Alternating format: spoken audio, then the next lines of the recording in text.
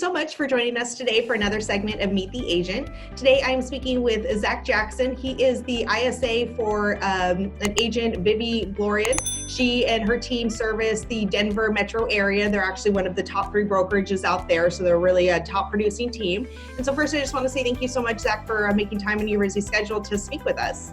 Absolutely. Thank you for having me.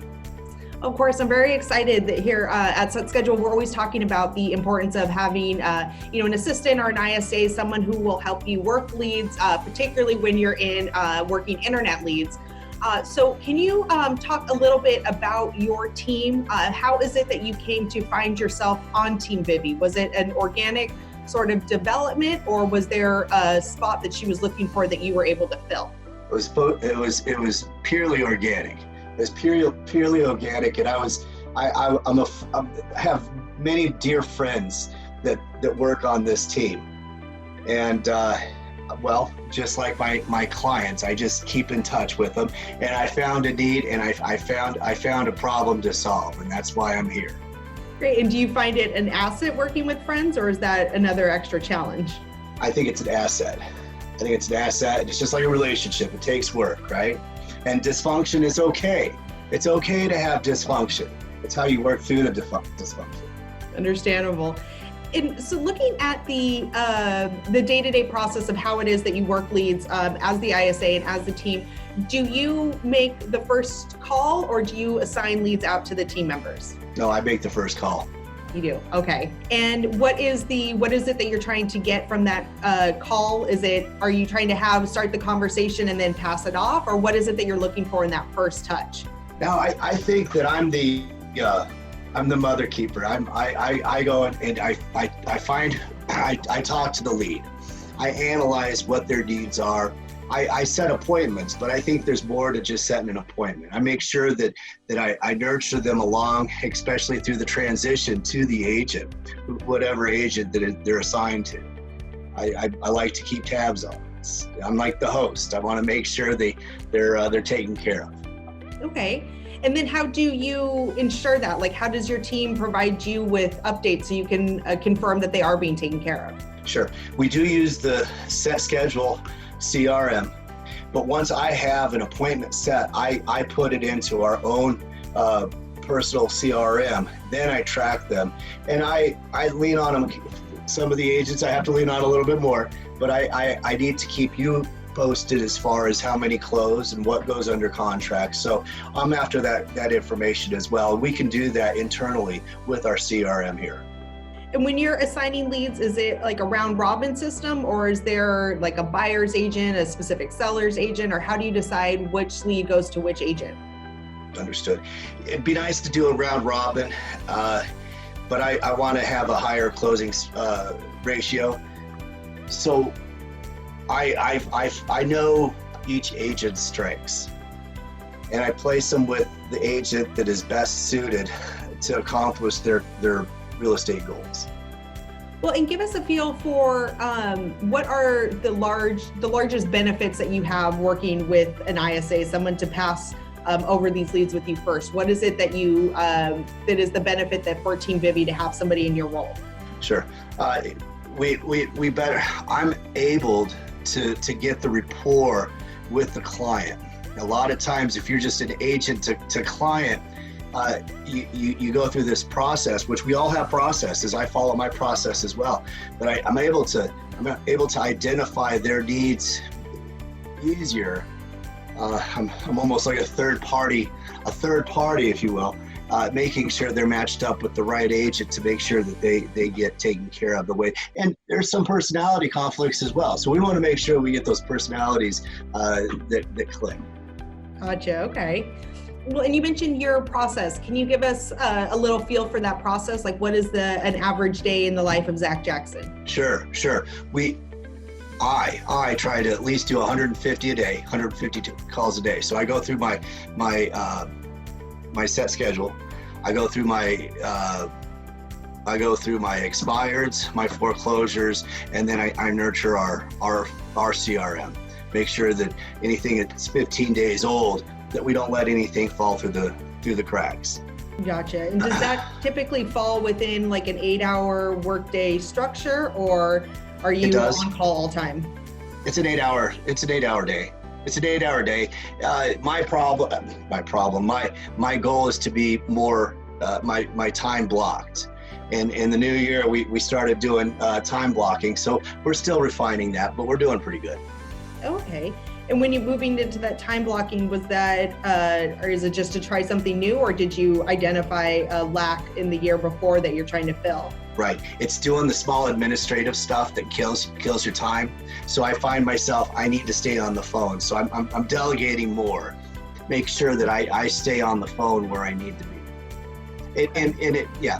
Just to block your time, to make sure that within those time, within that time that you're on the phone making those calls that is required. And so do you do all of the paperwork as well, or is that another position in the team? We have another position in the team doing the paperwork. Okay, it's like a transactions coordinator or something? Yeah, TC, sorry, thank you. Yeah, we have TCs. We have 2 TCs here at Team Vivi. And then I'm the ISA, and then we've got four agents. Oh, okay, great. Well, and that does seem sort of like a little bit of a small team to say that you're one of the top producers in Denver. So what do you attribute your success to? Being efficient. And we do have a larger team than that. We've got I guess subcontractors or 1099 employees that we also employ. But in the office, it's just us, and we have to be efficient. We have to move quickly. And for an agent who is contemplating joining a team in any kind of role or position, or any kind of real estate professional, doesn't have to be an agent, how do you know that you found a team that's a good fit for you? Because you mentioned before that you can have, personalities. That's part of it, is kind of marrying these, tolerating some sort of dysfunction or slight discord at times and working through it. But how do you know that you're in a team that you'd be able to do that? Well, because they pull off miracles daily. And along with my help, I believe that we pull off miracles and some great things together. So it is a good fit. Oh, okay. I haven't been drafted from anyone else yet, so I like the fit. Gotcha. And what were some of the indicators to you that you were on the right team?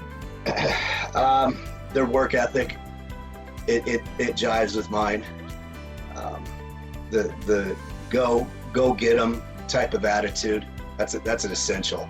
Some teams that you just can't win on, and you know right off the bat. I can't remember Singletary, the coach for San Francisco. One time he just said, sometimes you just can't win with the team that you have. Exactly. I know that we can win with this team. Okay, so can you give us any kind of insight into what the process or cadence is like for agents, or even for yourself? So let's say you call a lead, you don't get a hold of them right off the bat. What's your next step? Okay, then I put them on the rotation. Then I hit them every 3 days or a week. The first 3 calls, if I don't get anything, I put them out to a longer follow-up. Oh, okay. And then once I get a hold of them, I ask for other contact information. I ask them what their goals are, what they're trying to accomplish, and then I try to set an appointment. And then at that time, I'll bring a realtor with me, and we'll go meet with them and see if we're a good fit for it.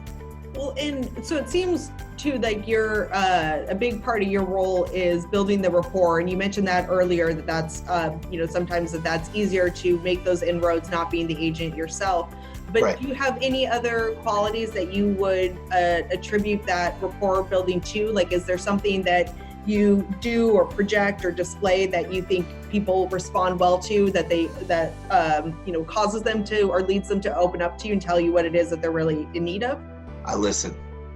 I try not to talk. I just try to listen, and that's truly all there is to it. There's no trick or anything behind it. It's just caring and listening.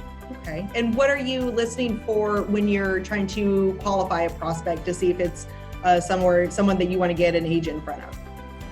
Just seeing if they have a need that we need to fill. Okay. Bottom line. Gotcha. They keep referring to, well, I'm living in the basement because I just moved my mom into the house, or might be credit issues to whatever it may be, and I'll pass that on accordingly. If they need credit repair, and if something that I can't and I don't want to send my agent on, then I'll send them to one of my lenders that does the credit repair. Make sure they're in good hands so they have something in the future. So I know Vivi Gloria, like we mentioned before, she's kind of the team lead. How do you know when you want to get a lead or prospect in front of her? Is she also in the round robin, or does she get specific prospects? Yeah, and she leads by example. If she needs to be there, she will be there for me.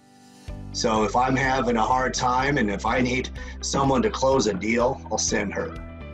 Between you and me and everyone else that's watching this. She's a closer? Yeah, she's a closer. And watching her, what would you attribute that to, her ability to close? Is it the same thing to listening? She listens well, but I think she knows she is put on this planet to move real estate, and that's what she looks at. She looks at the economics of it, the house of it, the bones, and she puts the plan together. Take it or leave it. So that's her strength. She moves with efficiency and with great purpose. Awesome. Okay. Oh, and what would you say is your favorite part of your job of working in real estate? I get to talk to all my friends all day long. It's kind of like high school, being on recess, but we don't have recess here, but I get to chat with them. Sometimes they're grumpy, that's all right. We'll just try them back another time. Gotcha, It's not that bad of a gig. That's true. Well, and our listeners, because this will be listened to by agents who are currently partnered with Set Schedule, then also with agents who are contemplating partnering with Set Schedule.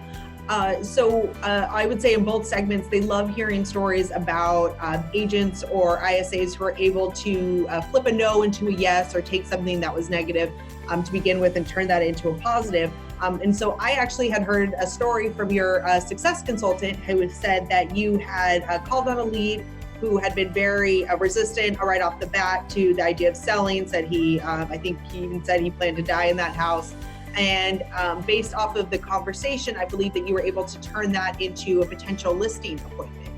He just wanted to talk, but he said, well, I'm going to stay in this house until I die. I said, well, good grief. And he's been there for 30 years.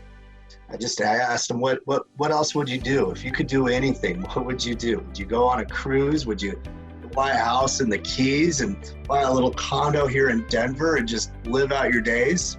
And so he started thinking about it, and we sat down and we're looking at listing his property here very soon, and we're going to have his daughter come in, and we're going to put down a great plan for him. And if we need to find someone in the Keys or somewhere else, we're going to do that. I'll sit here and dial some names and make sure he's taken care of. That's great, because I love hearing, sales has sort of a reputation of being sort of a sleazy thing or something where you are manipulating people into doing something they don't want to do. But I love that, hearing those stories about where you're actually able to identify a real need that he wanted, that he might not have even been know himself, and then be able to. We have to be open to the possibilities. Yes. Yeah. Absolutely. Yeah, I think we get stuck in, looking at what's in front of us, that we forget that we get to choose too what we want to do with our life. Absolutely. Sometimes we just need to get it pointed out to us, yes? Right, exactly. So speaking now to an agent who is just thinking about working with Set Schedule, or an ISA who is new to working internet leads, what are some things to keep in mind when you are working with internet leads to find your success? You stay in front of the darn computer.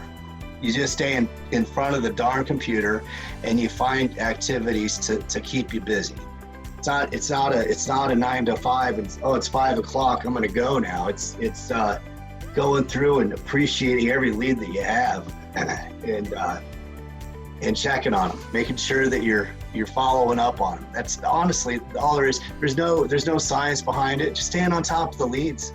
That's all it takes. Do you have any strategies for how you are able to manage rejection too? Because I think that's also kind of a deterrent for a lot of agents, is that, part of working internet leads is you're probably going to hear no at least once a day.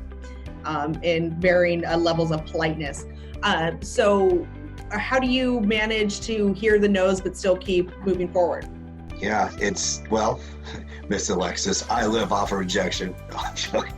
I live off of rejection. No, there's a book, and I can't remember the writer, but I remember working with a salesman one time, and he's like, well, I'm trying to get me 11 no's today. And I thought about it. I said, well, that's kind of interesting, and it's in the ratio. You just have to manifest what you want. You know, if you get a certain amount of no's, you're going to have a yes in there. Hey, let's have some coffee and talk about it. Let's talk it out. You're going to receive those too. That makes sense. Yeah, one of my favorite agents that I work with in Florida, he always says that if you're not hearing no's every day, then you're not making enough calls. Absolutely. And it's good to get them off the darn spreadsheet too. Sometimes I got so many leads on here. I know not all of them are going to buy from me. Let's get some of these off of here. So I'm going to go through them and knock them out. And is that the only way that you let go of a lead, or is there ever a point at which you cut it and decide that it's not worth following up? Oh, that's a good question. Yeah, occasionally. Some Mondays, like yesterday, you see a lead that you're just like, I'm not going to call it. But eventually I'll get to it. It might be a day or two later, but I'll call it. It's just looking at me. I have to take care of it, right? That makes a good point, though. I had one that was in my archive. And it was before I got acclimated to the set schedule, and I was putting them all into my CRM. And so I had it on my CRM. Well, they just happened to respond to something I sent them. And so I was able to resurrect an archive lead. So it is good practice sometimes to run through those archives as well. And sometimes we're a little judgmental. Yeah, no, definitely. We're all guilty of it. Right. Yeah, we're always coaching people too, that with because a lot of agents will just miss based off of like the price point. And we always tell them to keep an eye out that that's an estimated budget. You never know the story until you contact them. Right. I've seen $2 million listings where they left a zero off and it looked like a $200,000 listing and nobody wanted it, except one agent picked it up and all of a sudden it's a $2 million listing. So yeah, you never know. Well, and do you have any other pieces of advice or words of caution or anything like that to agents who are starting to work internet leads? Just listen to them and stay on top of it. And you've got to change their state when you call them up. You gotta, because they're not wanting a phone call. So as soon as you talk to them, you gotta set the stage for a nice conversation. And if they're in a bad mood, just say, I'll catch you another time. I hope things get better. But no, just stay on top of it and enjoy what you're doing. That's all I have. Oh, I love that. I think that's actually a perfect note to end on.